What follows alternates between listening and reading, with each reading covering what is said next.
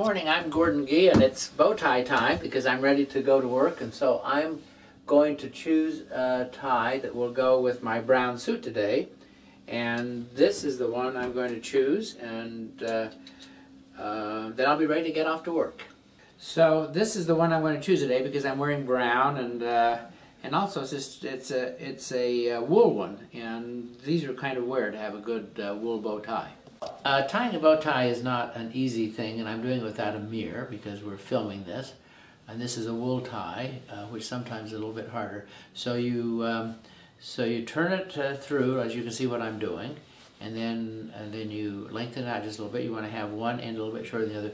Now this is the first part of the bow. This is bow number 1, right to left, and then this is bow number 2, going through this little strange hole that's in the back.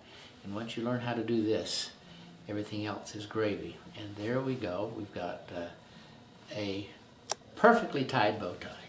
I didn't discover bow ties, as I said, it was the ancient pharaohs or something like that. But 15 years of age, go to Salt Lake City, a very rural town that I lived in, but I went to Salt Lake City to get my eyes examined, and sitting there was this guy with this kind of strange thing on, and I was a curious kid, so I said, "What is that?" He said, "A bow tie." And then he did this, you know, he undid it, and that just fascinated me. And then he tied it back again, and so I begged my father to get me one of these bow ties, and that was where it started. And once I got one and figured out how to tie it, then I just started wearing them all the time. I own no long ties.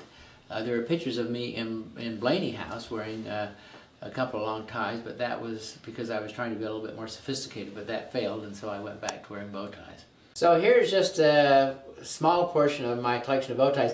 This one I want to note particularly, these are my golden blue ties. You can see I'm starting to collect quite a number of those ties, and it's great to have them available to me at any time. I recognized that what it was, the kids could tell who I was, you know, just from the mass, and so I started wearing them. I started using them as an identification, and the rest is history. You know, it's become really quite a thing for me, at least, and I love them too. I mean, I really love them. I buy lots of bow ties, and I have lots of bow ties given to me. As you know, I have well over 1,000 active bow ties, and well over 1,000 inactive, as I call them, and now I've had some of them made into a big quilt and blanket for my granddaughters.